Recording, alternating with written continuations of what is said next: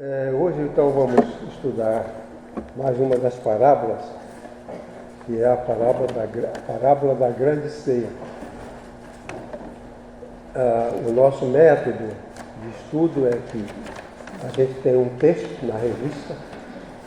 Durante a semana a gente estuda a lição na revista e subindo aqui a gente amplia. Então, não é novidade que a gente vai ver, mas é uma ampliação do que já aprendeu. A parábola da grande ceia. Jesus participava de um jantar quando um participante declarou: bendito aquele que comer pão no reino de Deus. No jantar, alguém falou: bendito aquele que comer pão no reino de Deus.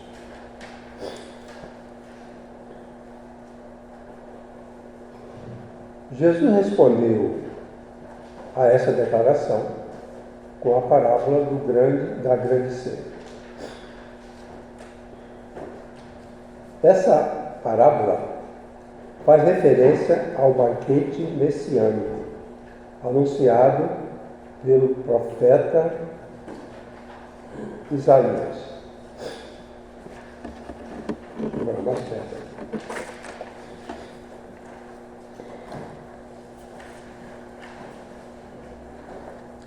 Está em Isaías capítulo 25, versículo 6. Ali Isaías fala que quando chegasse o Messias, os judeus esperavam o libertador, o Messias. Isaías falou que quando o Messias viesse, ia encontrar os fiéis e com eles teria um grande banquete. Aí Isaías descreve, depois você pode ler lá, descreve o que seria nesse banquete. Uma beleza de banquete. Então, essa parábola faz referência a esse grande banquete messiânico anunciado pelo profeta Isaías, destinado a todos os fiéis, destinado a todos os fiéis. Os judeus esperavam pelo Messias e pela participação no grande banquete. Nós vamos analisar os personagens que aparecem na parábola. Primeiro, o anfitrião. Na parábola, Jesus fala certo homem. Certo homem, não tem o nome dele aqui. Pode ser qualquer pessoa que queira se comportar dessa forma. Certo homem sou eu, você, todos nós somos certo homem. Certo homem. Primeiro, foi feita uma oferta de amizade. No Oriente Médio, a amizade era muito valorizada. Esse anfitrião faz à comunidade um convite para expressar a sua amizade. Aí está a humildade e a amizade. Ele fez um banquete, ele disse: eu quero ganhar amigo. Vamos dar um banquete e convidar pessoas para fazermos amizade, estreitar laços. Esse era o propósito dele. Não sei se ele tinha mudado recentemente para lá, mas ele queria conviver com a comunidade. Ele não era um ermitão que vai viver sozinho. Ele queria amigos. Então ele preparou essa ceia por causa disso. Tinha um propósito. É interessante de observar que no relato de Mateus sobre uma grande ceia, que tem muita coisa parecida com essa aqui. Mas lá no relato de Mateus havia um propósito do anfitrião de valorizar o casamento do seu filho. Havia um motivo, o casamento do seu filho. E esse casamento precisava de convidados. Então, se você vai fazer um casamento do seu filho, você vai convidar as pessoas. Então, foram convidaram essas pessoas para construir amizades. Para os orientais, lá no Oriente Médio, a amizade era muito importante. Na nossa cultura, não se dá muito valor à amizade, mas naquela cultura se dava muito valor à amizade. Então, o propósito era estreitar laços de amizade. Eu vou fazer um jantar aqui em casa, porque eu quero me aproximar de pessoas que podem ser meus amigos. Ele queria se aproximar de pessoas com as quais ele queria manter amizade. Há pessoas que não gostam de amizade, não têm amigo, mas esse certo homem queria amigos, por isso preparou a ceia. Bom, foi uma oferta de amizade, repito, de amizade. No Oriente Médio, a amizade era muito valorizada. Esse anfitrião faz à comunidade um convite para expressar a sua amizade por meio de uma refeição. Por meio de uma refeição. Apocalipse capítulo 3, verso 20, que tem uma passagem bastante conhecida. Eis que estou à porta e bato. Se alguém ouvir a minha voz e abrir a porta, entrarei em sua casa. Com ele cearei, e ele comigo. Então, ali Jesus é procurando amigos. E ele percebe que há uma casa sem movimento. E percebe que lá dentro há uma pessoa, um desprezado. Uma pessoa sem amigos. E Jesus falou, eu vou ver se eu faço amizade. Então ele bateu a porta e disse, eu estou batendo na sua porta. Se alguém abrir a porta, se alguém ouvir que estou batendo e abrir a porta, eu entrarei em sua casa. Com ele cearei e ele comigo. Seremos amigos. Uma das maneiras no Oriente de fazer amigo é convidar uma pessoa para comer junto. Vamos supor que o pastor, conheço o pastor Edson, mas ele não é meu amigo. Eu quero que ele seja meu amigo, então eu convido para vamos lá na churrascaria, comer um churrasco juntos, para estreitar a amizade. Quando a gente gosta de uma pessoa, a gente quer conviver com essa pessoa. E esse senhor, esse certo homem,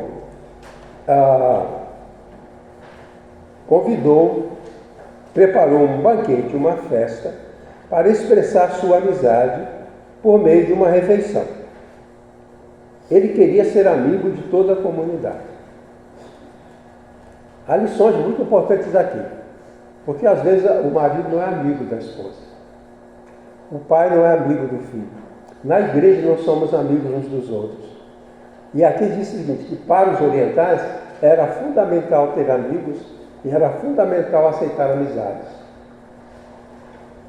Eu sempre achei que uma igreja é uma comunidade de amigos. Pessoas com quem compartilhamos nossos sentimentos, nossa confiança, o nosso amor. Então, esse homem queria amigos. Vou fazer uma grande ceia para reunir muita gente e quero ser amigo de todo mundo. Pois bem. Em segundo lugar, o banquete era também uma demonstração de grande generosidade. O texto diz assim, um homem preparou um grande banquete e convidou a muitos. Não tinha limite. Na igreja diz assim, eu sou amigo do irmão Daniel, mas não sou amigo do irmão Príncipe. Ali não, era para formar um grande bloco de amigos. Muitos. Convidou a muitos. Ele queria demonstrar seu desejo de ser amigo. Ele convidou a grande parte da comunidade. Pois bem, item 2. Os convidados eram de dois tipos. Os convidados prováveis que eram pessoas que provavelmente poderiam ir à ceia. E os convidados não prováveis, porque são convidados, mas não é provável que eles venham e talvez nem se espera que eles venham. Então, quando a gente convida pessoas, por exemplo, você vai celebrar o casamento do seu filho, você convida pessoas, amigos, para participarem da festa. Alguns poderão não ir, outros irão. Então, você faz o convite e há os prováveis participantes e há os improváveis. Os prováveis foram convidados, tiveram o convite confirmado. Eles não compareceram e apresentaram desculpas ilegítimas. Então, esse é o problema. Eles eram os prováveis, eles foram convidados. Eles aceitaram o convite. No Oriente se fazia assim, quando se queria dar um jantar ou uma ceia, fazia-se um convite verbal para os convidados. Aí eu chegava assim perto da Irene. Irene, meu senhor, meu patrão vai dar uma ceia. Você vai? Vou. Então está combinado. Aí o irmão Daniel, você vai? Vou. Então está confirmado. Então, esses convidados prováveis foram convidados e confirmaram. Mas na hora eles não quiseram ir. Então, muitas vezes, nós relacionamos com pessoas que parecem que estão com a gente e quando a gente quer se alegrar com eles não se alegram. Então, esses convidados prováveis, eles eram prováveis porque estavam dentro do esperado. Quando uma pessoa convidava alguém para a ceia, havia os convidados que ele achava, esses irão. Esses são os prováveis, eles irão. Mas os prováveis não foram. Não compareceram. E deram desculpas ilegítimas. Os convidados prováveis aceitaram o convite, mas o desprezaram. O que significa desprezar igualmente quem o convidou. Por exemplo, eu faço uma ceia na minha casa e o irmão Cristinho é convidado. Se ele despreza a ceia, ele desprezou a mim também. Era assim que eles entendiam. Uma pessoa que convidava amigos para um jantar, desprezar o jantar era desprezar aquele que ofereceu o jantar. Por isso que na teologia cristã, quem despreza o Evangelho, despreza Jesus, despreza Deus. Você desprezou. E eles deram o mais ridículo, né, do comportamento deles, é que eles deram desculpas esfarrapadas. Esses homens eram gente de posse, gente que tinha dinheiro. Um falou assim, eu comprei uma fazenda. Eu não posso ir, porque eu vou olhar essa fazenda. Ninguém comprava uma fazenda sem primeiro olhar. Ele comprou uma fazenda que ele não foi ver, agora depois que comprou, que ele vai olhar? Desculpa é ridícula, né? Desculpa é ridícula. Isso para o anfitrião, para o homem que o convidou para a festa, era uma grande ofensa, porque ele não somente está negando, mas ele está querendo me enrolar. Duas condutas. Ele despreza o homem que o convidou, recusa cumprir o convite que ele aceitou, porque quando diz assim, a hora da ceia mandou convidar as pessoas, venham que o jantar está pronto. Ele era convidado, aguardou a hora do jantar. Vem e convida, o empregado vai e fala, o jantar está pronto.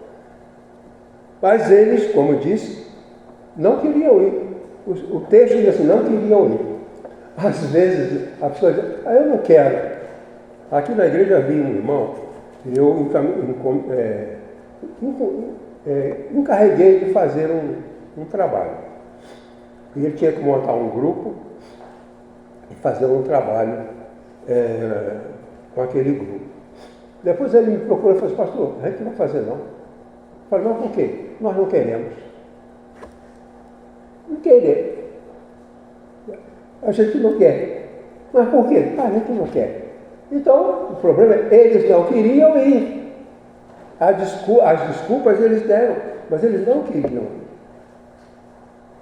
Bem, o outro era o que disse que comprou 5 juntas de bois. Era tudo gente de dinheiro, né? Porque quem comprava 5 juntas de boi era rico. Aí disse, comprei 5 juntas de boi e vou testar esses bois. Ninguém comprava bois arados, se primeiro não examinasse aqueles bois eram treinados para trabalhar no campo. Mas ele disse a desculpa esfarrapada. O Senhor percebeu que aquilo era uma conduta esfarrapada. O outro disse, eu casei e não posso ir. Eu casei e não posso ir, pastor. Eu estou em lua de mel, vou ficar 1 ano em lua de mel, a gente não vai à igreja. Você casou? E porque casou não vai à igreja? Você casou e porque casou você não vai conviver com a sua comunidade? Qual era o problema desse moço? Os recém-casados tinham alguns privilégios. Por exemplo, não poderiam ser convocados para um trabalho do governo. Por exemplo, o governo queria alguém para levar uma carta para outro rei, ele tinha que viajar 3 meses para levar essa carta. Então, ele estava isento disso. E também estava isento de ir à guerra. Mas não tem nada a ver. Não tem nada a ver. Você disse que não vem porque você casou. Ele nem explicou. Casei, portanto não posso ir. As desculpas são incríveis. Uma vez eu ouvi um pastor que me chocou. E até hoje eu penso no que ele me falou. Ele falou assim, quando alguém abandona a igreja, não vá atrás não. Porque você vai perguntar, por que você não vai à igreja? Ele vai dar uma desculpa mentirosa. E você, além dele estar afastado, você vai obrigá-lo a mentir. Por exemplo, eu não venho ao culto. Aí, depois você me pergunta, pastor, o senhor não veio ao culto por quê? Eu estava muito cansado, trabalhei muito, atendi muitos pacientes. Não é verdade? Porque quem está cansado também pode vir ao culto. O fato é que ele quer assistir o futebol na televisão. Então ele vai mentir e dar uma desculpa esfarrapada. E esse pastor falou assim, eu não pergunto se a pessoa não vai à igreja, eu não pergunto por quê. Porque possivelmente vai mentir, vai dar uma desculpa inaceitável. Pois bem, desculpa, eu casei e não posso ir. Ora, era uma oportunidade maravilhosa para ele ir com a esposa dele, recém-casados, participar de uma ceia dada por um homem importante da comunidade. Mas, às vezes, nós damos até o crente que está cansado, é verdade, ele está cansado. Mas não é por isso que ele não foi, não. Ele não foi porque tinha futebol na televisão. Então são desculpas assim. A ceia é servida. Bom, ontem teve jogo, mas...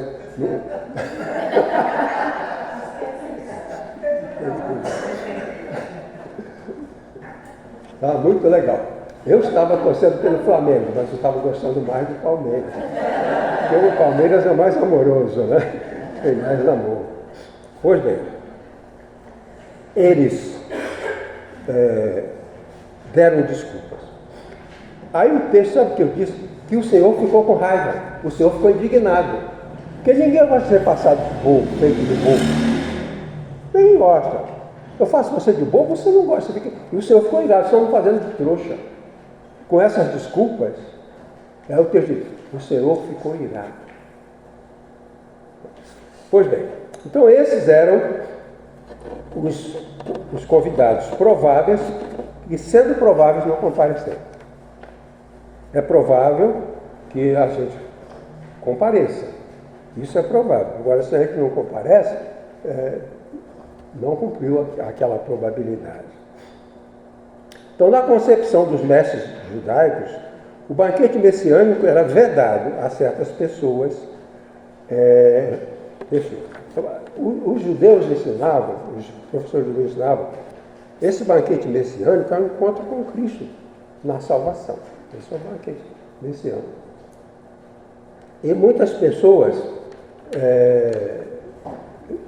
os mestres judaicos, eles selecionavam quem pode e quem não pode. O que não podia? Lá no manual. Manual para receber pessoas do grande banquete. Era verdade. Cego vai atrapalhar. Né? Um cego entra lá na festa, vai atrapalhar. Um cego não atrapalha.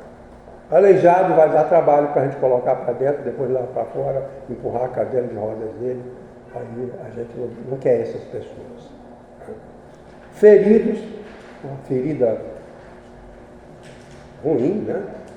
Aquela ferida desagradável, não tinha os recursos de hoje em dia, né? Então as feridas eram expostas, feridos com manchas na pele e os estrangeiros. Então tinha uma lista de pessoas improváveis. Os prováveis, os convidados prováveis, que foram legitimamente convidados, eles não foram. Eles recusaram a ele. Mas tem os improváveis. E esses improváveis eram pessoas que realmente não se esperava que estivessem lá na ceia. Eu queria ir, mas eu estou com um machucado no joelho. Eu queria ir, mas não estou enxergando bem. Eles poderiam dar desculpas, porque seria verdadeiro.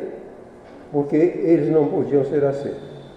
Esses convidados improváveis foram buscados nas ruas e becos da cidade, nas estradas e nos caminhos marginais. Então, a população de baixo nível social não ia a banquete, porque um pobre não dá banquete para outro pobre. Mas quando um rico dava um banquete, também não convidavam aquelas pessoas, convidavam os outros que estavam bem. Pessoas boas de saúde, pessoas sem mancha, pessoas bem vestidas, convidavam aquelas pessoas. Aqui o texto diz que o patrão ficou indignado. Era considerado uma grande ofensa não aceitar um convite para ceia. Então, se a irmã Sônia me convida para cear na sua casa e eu não vou, ela vai se sentir ofendida, desprezada. Porque desprezar a oferta da ceia era desprezar a pessoa. Por isso é que o Senhor não mandou ir atrás. Deixa para lá. Deixa para lá. Vamos convidar outras pessoas. Aí falou assim, vocês primeiro vão na cidade. A cidade tem aquelas ruas estreitas, cidades antigamente, e os becos. Vai lá nas ruas da cidade e vai nos becos e arrasta esse pessoal para cá para a ceia. Isso é dramático, porque o empregado foi lá, catou gente na rua, todo mundo, tinha cego, tinha gente com ferida, tinha gente com mancha, tinha estrangeiro, cata todo mundo. Traz todo mundo que está na rua e vai naqueles becos. As cidades eram horríveis, as cidades naquela época, não é uma cidade boa hoje. Não tinha esgoto, tinha animais que sujavam a cidade, era um horror. E as pessoas viviam ali. E o Senhor falou, vai buscar essa gente que vive lá junto com os jumentos. Vai lá. Eles são improváveis, mas eles podem vir. E assim o texto diz que foram buscar nas ruas e becos da cidade. Depois, o empregado trouxe aqueles proscritos, colocou todo mundo na frente, vamos lá, o Senhor fez assim, está esfriando, vamos rápido. Aí leva aquelas pessoas para lá. O empregado acomoda as pessoas. E ele procura o Senhor, Senhor, eu fiz o que o Senhor mandou, mas ainda tem vaga, ainda há lugar. Então vai buscar outros improváveis. Estrangeiros que estavam indo pela estrada. Geralmente as estradas eram percorridas por pessoas viajantes de longe, comerciantes. Então ali provavelmente ele encontraria estrangeiros. E os marginalizados que ficavam na beira. As estradas tinha estrada e ao lado da estrada uma cerca de planta, chamada de sebe. Então, na estrada passavam os viajantes e debaixo das sebes, daqueles arbustos, ficavam os mendigos. Você lembra do cego de Jericó? Perto de Jericó, à margem do caminho, costumava sentar-se esmolando sozinho o cego Bartimeu. Então eram pessoas à margem do caminho. Então, você vai trazer quem está viajando, vai mandar parar a viagem, dar uma parada e vai procurar aqueles mendigos que estão abrigados debaixo das sebes, pelos caminhos e pelos valados. Essas sebes, às vezes, elas eram ladeadas por valas, por causa de animais, para não fugirem, etc. Então, o hino que nós cantamos, meu pai gostava muito, eu sempre me lembro. Pelos caminhos, pelos valados, pode sim proclamar que tudo já pronto está, não há de faltar lugar.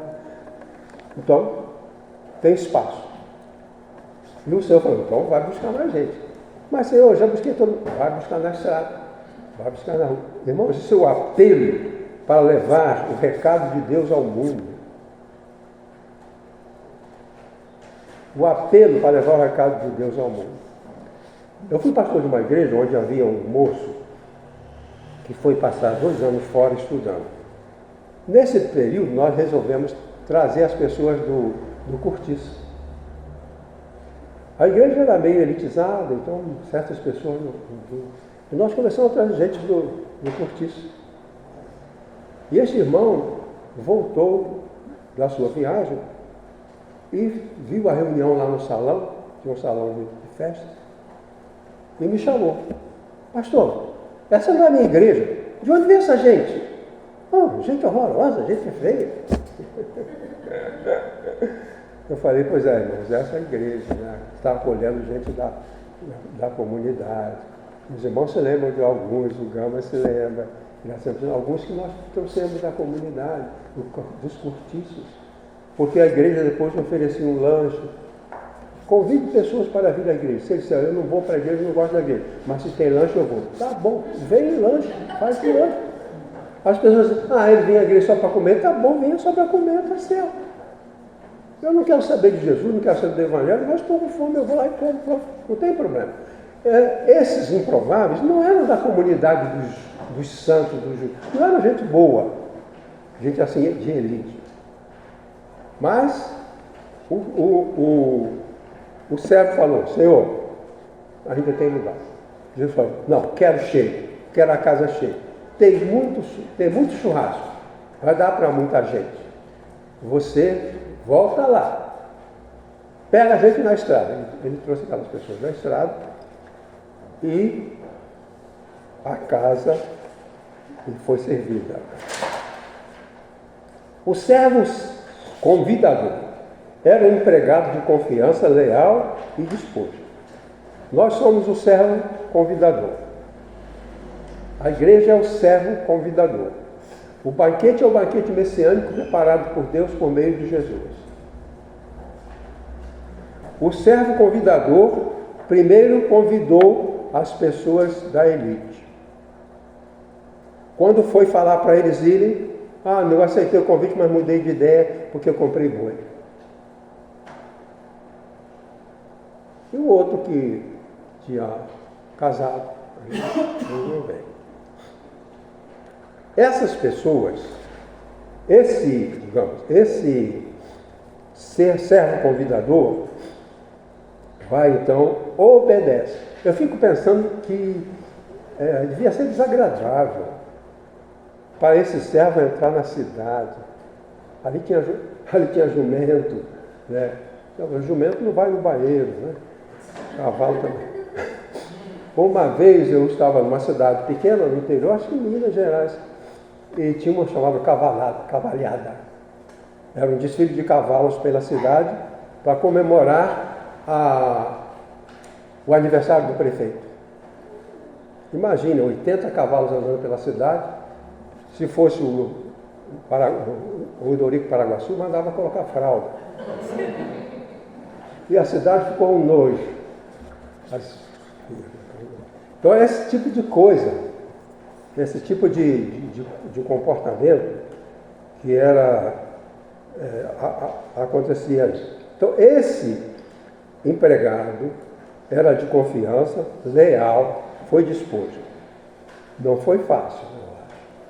Eu fico pensando, se fosse eu ali, tendo que encher uma casa, uma ceia, com esse tipo de gente, é complicado. Uma igreja aqui em São Paulo, grande igreja, convidou um seminarista, remunerou para ele evangelizar a favela. Tudo bem, ele foi lá, começou a evangelizar, as pessoas começaram a se converter. Aí ele trazia aquelas pessoas para tomar a ceia na igreja, porque na congregação não se ministra a ceia. Reclamaram. Aí construíram um lugar lá para eles não virem da favela. Então eles, olha, pai, eles não precisam mais vir aqui. Vamos construir lá para eles, a igreja dos improváveis. E os favelados que você evangelizar vão ficar lá. E alguém vai lá, um pastor, ministrar assim. Mas ele não pode vir aqui, porque fica um ambiente muito desagradável. E essas pessoas eram esse servo convidador. Então ele era um pregador. Imagina que ele não deve ter gostado nada dessa tarefa. Mas ele fez. Quando vem aqui, entra nessa igreja, ultimamente não tem acontecido, mas era muito comum entrar gente aqui, pessoas aqui, sujas, bêbadas, fedorentas, e o irmão Alexandre, mais outros levavam lá embaixo, davam banho, vestiam uma roupa. Uma vez entrou um moço aqui enrolado no cobertor. Eu falei, esse homem está nu. Estava nu, ele só estava enrolado no cobertor. Mas estava totalmente nu. Acho que ele estava nu pela rua, alguém jogou um cobertor em cima dele e ele trouxe. Esse moço era um doente mental, que estava pela rua, não tomava mais os remédios. Irene e o Leninho levaram ele para o hospital psiquiátrico. Lá ele foi atendido, a família foi localizada. A família estava desesperada porque ele havia sumido. Mas não foi fácil, né? Não foi. Foi um trabalhão para se fazer isso. Então esse servo, esse empregado convidador, ele vai pelos caminhos, pelos valados, nas estradas, nas sebes, nos becos, traga todo mundo. Traga todo mundo. Eu fico imaginando o lugar dos personagens. Se fosse eu ia ter um grande problema, certo? De buscar essas pessoas. Mas para o dono da festa não era problema. Pode colocar. Ele está cego? Coloca ele aí. A ceia é para todo mundo. Eu quero ser amigo de todo mundo. Ah, está com a ferida na perna? Coloca uma bandagem, coloca ele ali. É cego? Coloca ele ali. Ah, esse aqui é alemão. Coloca também. Esse servo convidador, ele fez uma coisa maravilhosa. Pode trazer todo mundo. Eu falei para os irmãos uma vez daquele doente mental, que tinha muito problema por causa da sua doença mental. E quando eu fui conversar com ele, sabe, ele tinha sido batizado. E eu falei sobre o comportamento dele, que ele se comportava muito mal. Ele rasgava a roupa, gritava, agredia. Eu fui conversar com ele e eu perguntei a ele, questionei o comportamento dele. Ele falou assim, eu me comporto assim porque eu sou esquizofrênico. Eu não me controlo, eu vejo bicho, eu vejo monstros, eu desconfio das pessoas. Mas quando eu chegar no céu, não vai ter isso. No céu não há doentes mentais. No céu não há esquizofrênicos. Todo mundo lá é curado, é saudável. Então, o Senhor traz os famintos e agora não são mais, porque estão diante da ceia. A maneira de ajudar os famintos é dar comida. A maneira de ajudar o cego é conduzi-lo pela mão, para que ele possa caminhar. E assim, esse incrível servo convidador vai. Ele foi. Pois bem, na parte, no final dessa parábola, existe uma questão dos critérios.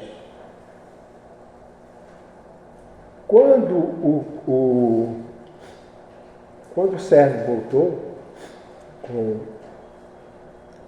a casa, aqui não consta se a casa ficou cheia ou não, se ainda sobrou vaga ou não. Mas todo mundo foi convidado. Se sobrou vaga, vão aceitar. Mas o servo convidou todo mundo que podia. Aí o Senhor falou assim: porque eu vos declaro que nenhum daqueles homens que foram convidados provará a minha ceia. É enigmático isso. É enigmático isso. Vamos acolher essa gentinha, essa gentalha, certo? Agora, dos que recusaram, os convidados provados, ninguém vai provar nem um pedacinho.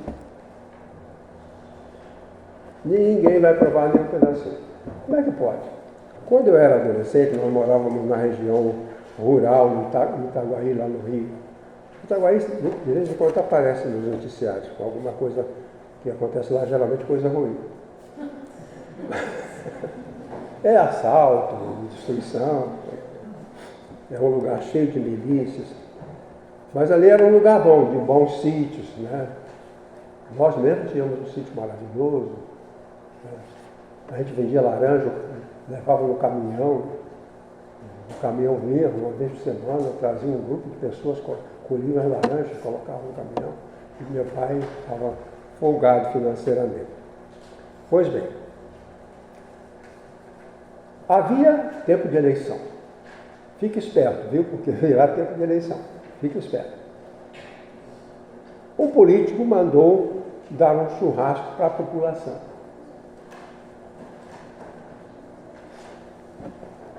E avisaram, uma área lá, um espaço, lá meio uma praça, que ia ser servido um churrasco para os moradores. Qual era o critério? O critério era o seguinte: você vem ao churrasco, coma quanto quiser e leve quanto quiser para a sua família que não pôde vir.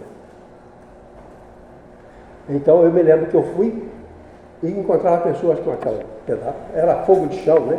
Aquele, era muitos bois, do lado do boi, assando inteiro ali, e pessoas que comiam e depois pegavam um pedaço de costela lá, um pedaço da perna, depois, e gente na rua levando churrasco para casa.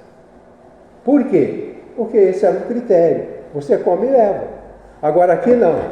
Você come e não leva. Porque somente quem veio é que vai participar. Entendem como é que é diferente? Nenhum dos que recusaram. Eu não vou porque quero ficar em casa. Aí o Gama vai e vai trazer churrasco para mim. Pode ser o critério. Ele vai trazer para mim porque dentro do critério isso faz parte. Que ele coma e traga para mim.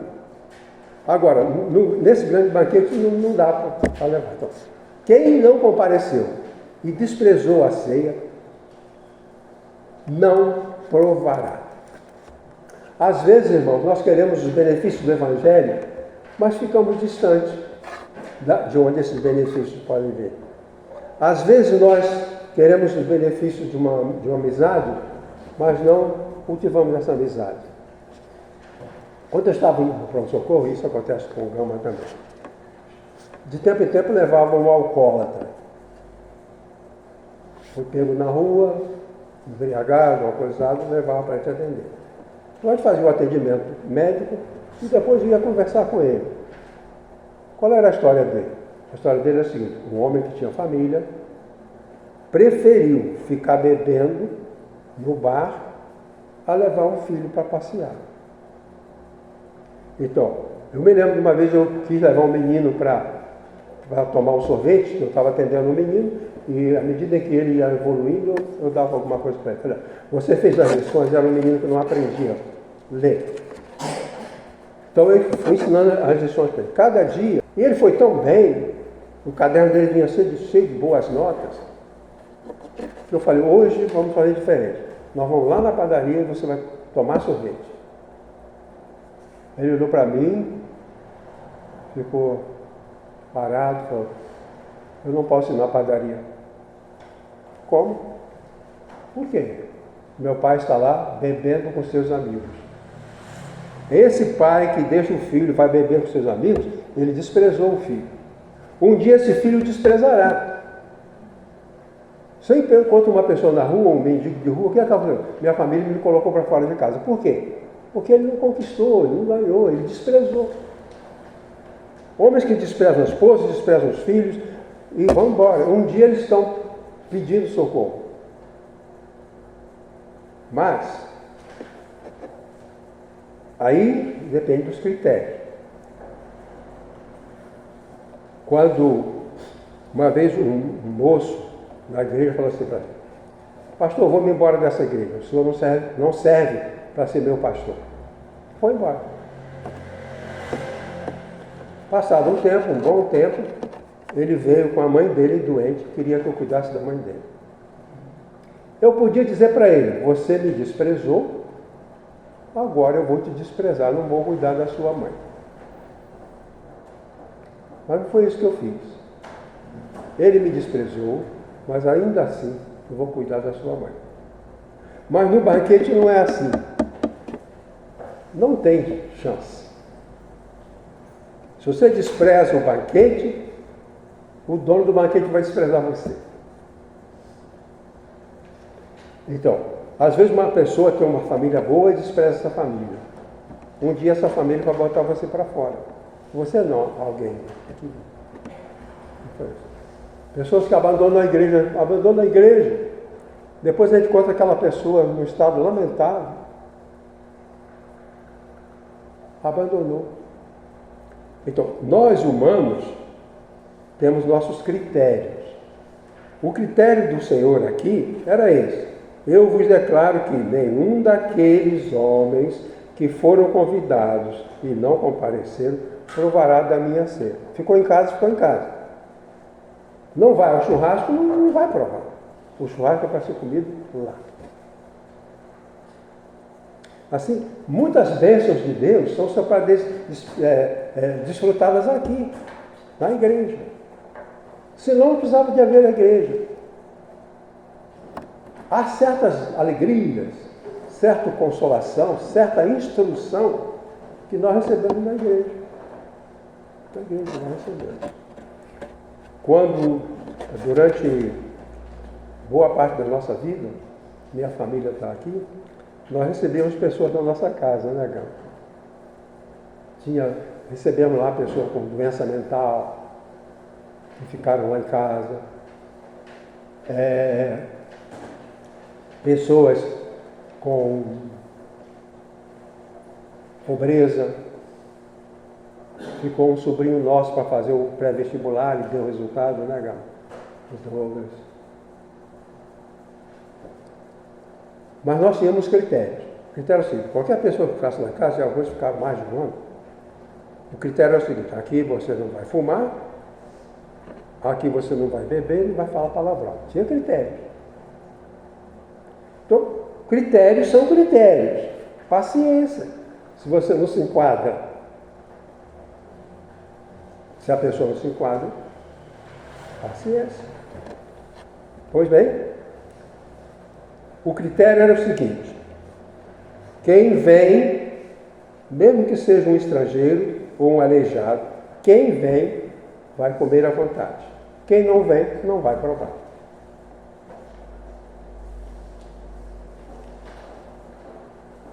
Não vai provar.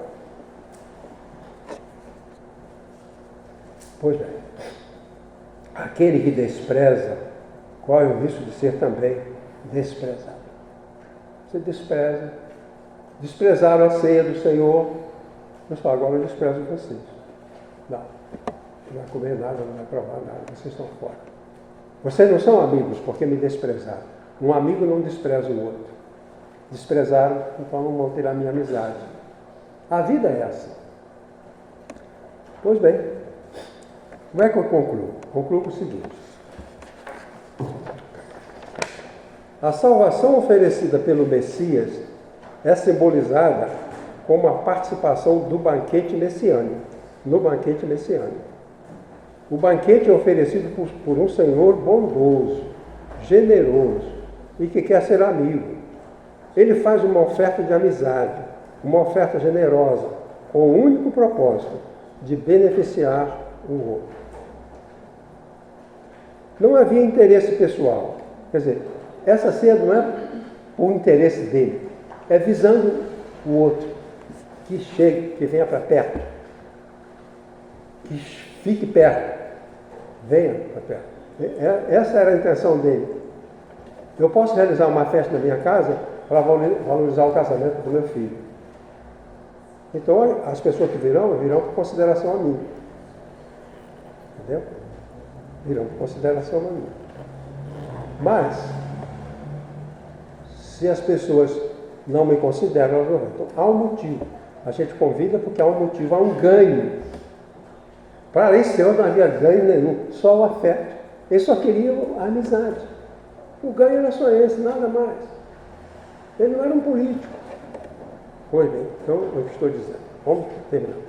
Os convidados improváveis, melhor voltando, uma oferta generosa com o único propósito de beneficiar o outro. Não havia interesse pessoal. Os convidados prováveis rejeitaram a oferta. Os convidados improváveis compareceram e se alimentaram. Exigia ser unicamente o comparecimento. Não se menciona que a sala do banquete estava completa, de visitantes, ou com visitantes. Ainda há lugar.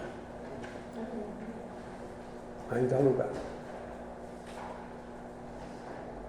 Para os que estão nas estradas, nos caminhos, resbalados, na sarjeta, na rua, ainda há lugar.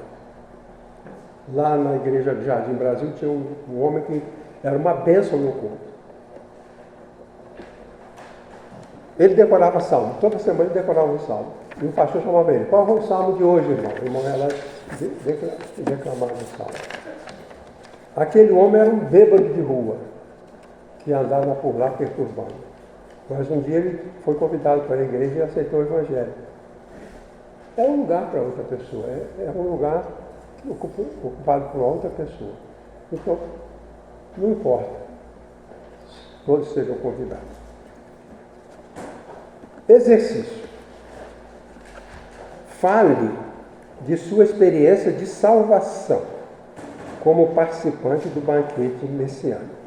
Aqui, o banquete simboliza a salvação que Deus nos dá em Cristo.